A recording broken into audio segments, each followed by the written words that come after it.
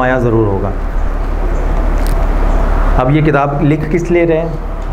मुसलमानों के लिए तो नहीं लिख रहे हैं ना, मुसलमानों को इसलिए लिख रहे हैं ताकि वो अपने नुक्ता नज़र से आगाह हो जाएं और ईसाई माशरे की, ईसाइयों की करप्शन से आगाह हो जाएं।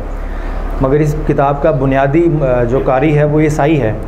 ये एक ईसाई के लिए लिखी जा रही है ताकि वो अपने मज़हब की ख़राबियों से वाकिफ़ हो, अपने माशरे की ख़राबियों से वाकिफ़ हो और इस्लाम की तरफ उसको दावत दे रहे हैं।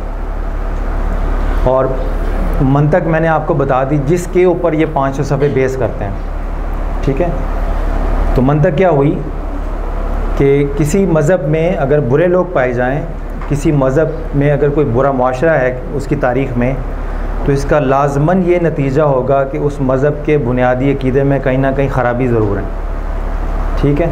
अब ये मंतक है, अब इस पे मैं अपना तजिया दे रहा हूँ आपको। अगर किसी मज़हब में बुरे लोगों के पाए जाने से उस मज़हब के चंद हिस्सों का बुरा होना लाजिम आता है, तो इससे ये साबित हुआ कि इस्लाम में बुरे मौलवी और पीरो फ़कीरों के होने से इस्लाम के बुनियादी अक़ीदे में भी कोई नुक्स होगा। जिस मंतक को ये इस्लाम समझ कर आगे पेश कर रहे हैं, अगर उसी को वापस पलट कर इस्लाम पे अप्लाई कर दें तो उससे इस्लाम भी गलत साबित हो जाएगा। आपको समझ आई?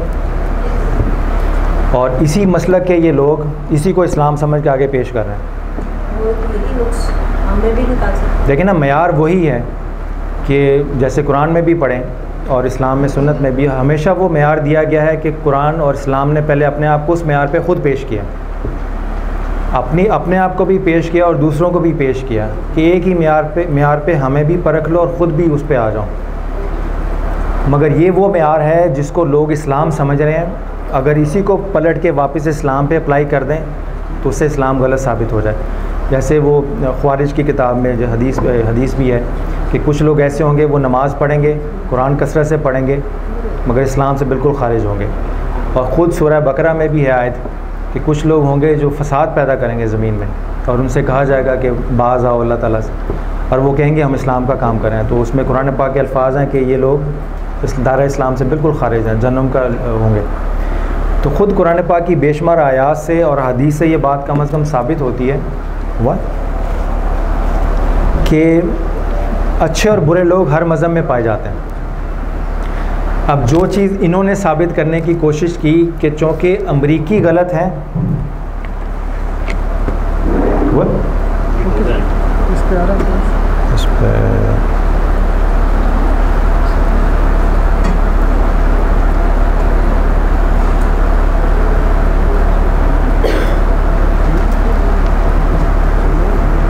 इस पे नज़र आ रहा है।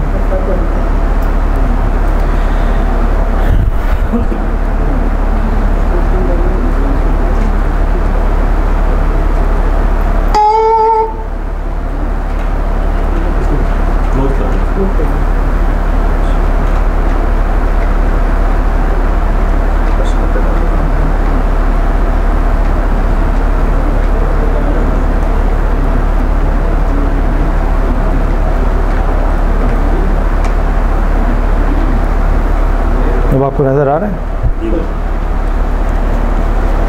थोड़ा सा इधर करना है।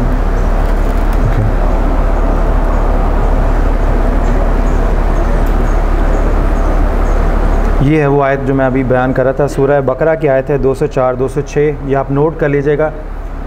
अगर मौलाना अल्लामा साजिद मीर की मंतक को हम कबूल कर लें तो एग्जैक्टली कुरान पाक में भी ज़िक्र है कि बहुत सारे लोग इस्लामी कम्युनिटी में और मुसलमानों में ऐसे होंगे जो बज़ाहिर मुसलमान होंगे मगर उनका इस्लाम से कोई ताल्लुक़ नहीं होगा। तो अगर इनकी मंतक के मुताबिक हम फ़ैसला करें तो इससे तो इस्लाम भी गलत साबित हो जाता।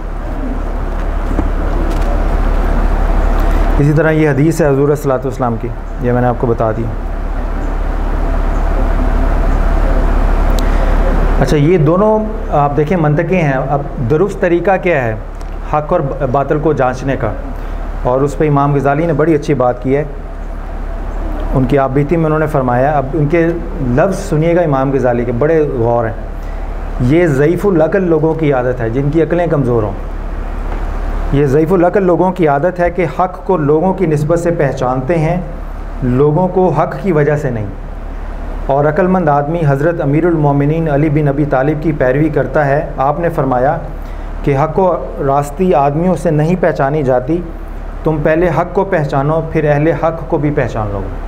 यानी मुराद इमाम गज़ाली कहते हैं कि आप पहले कुरान और सुन्नत का मुतालिया करें ताकि आपको पता चल जाए कि हक़ है क्या। हक़ की रोशनी में जब मुआशरों को, लोगों को एनालाइज़ करेंगे तो उनको जांचने और परखने का जो मयार होगा वो कुरान और सुन्नत है, लोग नहीं। यानी लोगों के अमाल की रोशनी में मज़हब को नहीं परखना, बल्कि मज़हब की तालीमात की रोशनी में लोगों को परखना है। जबकि इन दोनों किताबों में क्या किया गया है कि लोगों की अमाल की रोशनी में उनके मज़हब को देखने और जांचने की कोशिश की गई है, जो बज़ाते ख़ुद गैर इस्लामी मंतिक है। आप अगर इधर तशरीफ़ लाएँ तो आप ज़्यादा ठीक है, ओ लवली, ठीक है।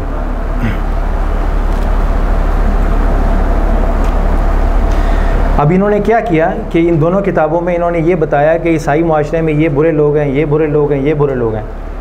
मगर अगर हम यही बात मौलाना की जो मंतिक है या मौलाना का जो मैसेज है हम बाइबल के पास ले जाते हैं, हम बाइबल से पूछते हैं कि जनाब हमारे काल में दीन ने ये कहा है कि आपके मज़हब में इसलिए बुरे लोग हैं कि आपके बुनियादी अकीदे में कोई नुक्स है, तो फिर आप क्या फरमाएंगे? तो बाइबल की आयत है कि हज़रत ईसा अलैहिस्सलाम फरमाते हैं कि जो मुझसे ए खुदावंद इसके बगैर ही करते हैं।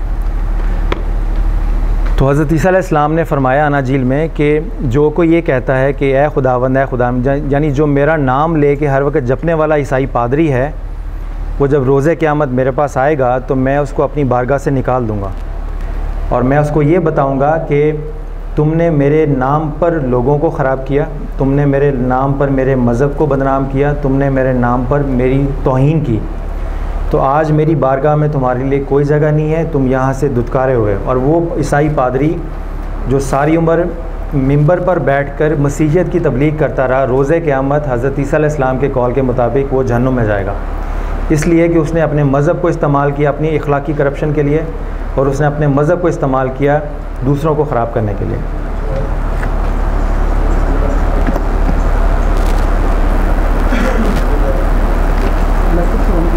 ऑन करना, ये बड़ी टफ एक्सरसाइज है।